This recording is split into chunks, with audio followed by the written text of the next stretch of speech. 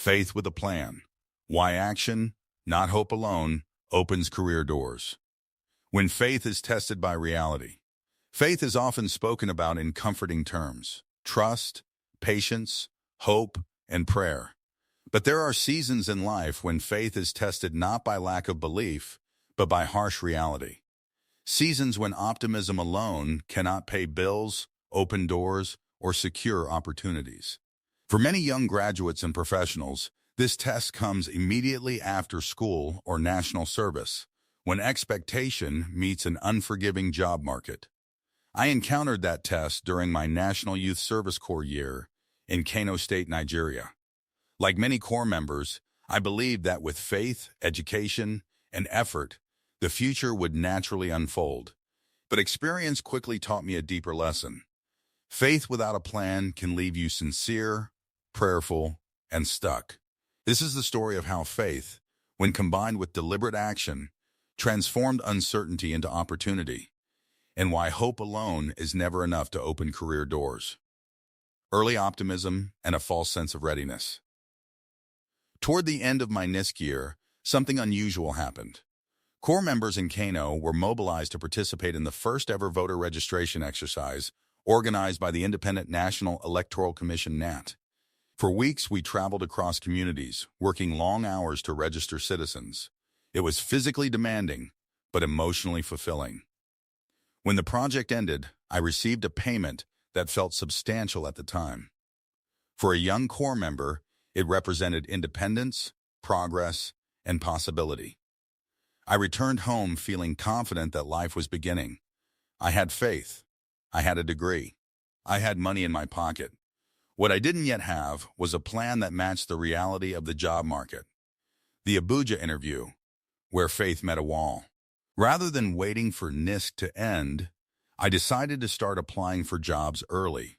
I bought newspapers regularly and sent applications wherever opportunities appeared.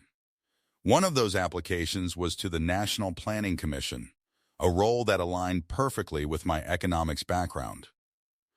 When the recruitment exam date was announced, I traveled from Kano to Abuja with just enough money for a same-day return. The venue was chaotic, overcrowded, disorganized, and overwhelming. Thousands of candidates had shown up, many more than those invited. Still, I pressed forward. I wrote the test. Against the odds, I made it into the top 40 shortlisted for an on-the-spot interview. At that moment, faith surged. This is it, I thought. God has answered my prayers. Then the interview began. Professor Sylvester Monnier asked a simple question. "Young man, where is your NYSC certificate?"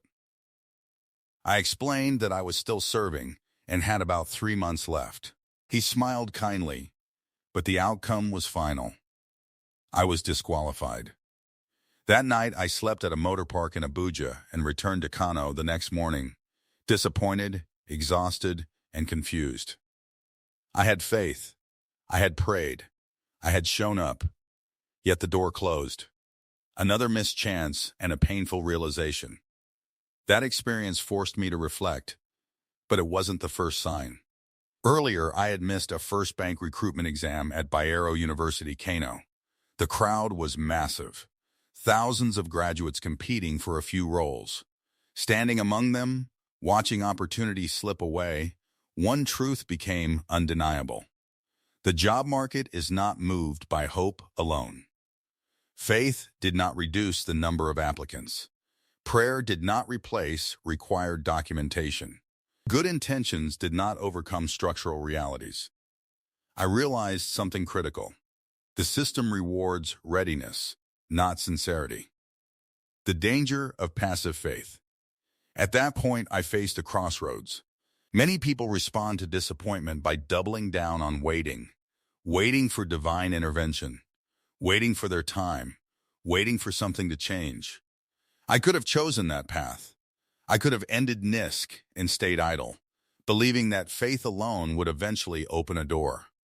But passive faith is dangerous. Passive faith says, something will happen. Active faith asks, what should I be doing while I wait? That question changed everything. Choosing a plan without abandoning faith. Instead of abandoning faith, I chose to give it structure. I asked myself, if it takes 1 or 2 years to secure a job, will I emerge better or worse than I am now?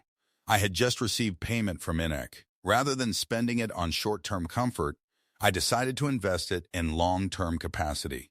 I called my father and said, "Dad, I've seen how tough the job market is. I'd rather register for a master's degree in economics while I continue job hunting. That way, when the job comes, I'll be more valuable." This decision was not a lack of faith. It was faith expressed through wisdom. He agreed, and I sent him the money to purchase the postgraduate form at the University of Port Harcourt. After completing NYSC, I gained admission. What followed was a demanding season: lectures, exams, assignments, research, and continued job applications. It wasn't glamorous, but it was intentional. Faith now had a plan. What action does that hope cannot? During that period, nothing dramatic happened immediately. There were no sudden breakthroughs or overnight success stories, but something deeper was taking place. My skills were improving, my thinking was sharpening, my academic credibility was increasing. Action was quietly doing what hope alone never could, preparing me for opportunity before it arrived. 14 months into my master's program, I received a phone call that changed my life. I had been hired by Union Bank of Nigeria PLC. That single moment validated everything. The waiting season ended, not because I waited harder, but because I prepared better. When faith and action align, that job became the foundation of a banking career that lasted 10 years. In the same season, I completed my master's degree with the top CGPA in my class and gained admission into a doctorate program. Looking back, I see clearly that faith did not fail me. But faith alone would not have been enough. Faith gave me courage to believe. Action gave me qualification to enter. Doors rarely open for belief alone. They open for belief backed by preparation. Lessons on faith that works. This journey reshaped my understanding of faith in profound ways. First, faith does not excuse inactivity. Waiting on God does not mean waiting without growth.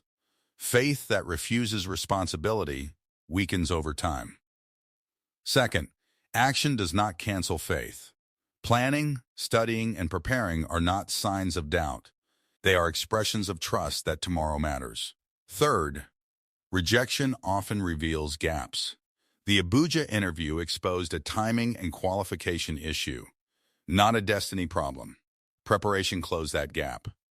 Fourth, hope without strategy breeds frustration. Many people grow bitter not because God failed them, but because they remained unprepared for what they were praying for. Finally, obedience includes wisdom. Faith-driven decisions must still be informed decisions, redefining what it means to trust God. Trusting God is not passive resignation. It is active alignment. It means asking, what can I do with what I have now? How can I grow while I wait? What version of myself should meet the future I'm praying for? When faith answers those questions with action, waiting seasons become building seasons. Hope is powerful, but preparation is decisive. Faith is essential. Hope is necessary. Prayer is powerful. But none of them replaces preparation. Sometimes God answers prayer by opening doors. Other times he answers by giving wisdom to prepare before the door appears. If you are waiting for a breakthrough, understand this. Your faith may be real, but your preparation determines your readiness. The future does not belong to those who only believe. It belongs to those who act on what they believe. If you are trusting God for the next step in your career or life, don't stop at hope. This week, take one intentional action. Enroll in that program. Develop a relevant skill. Strengthen your qualifications. Seek knowledge that aligns with your prayers. Let your faith speak through preparation. Because when opportunity finally comes, belief alone won't open the door. Readiness will. Enjoyed this? Hit like, subscribe, and let me know your thoughts in the comments.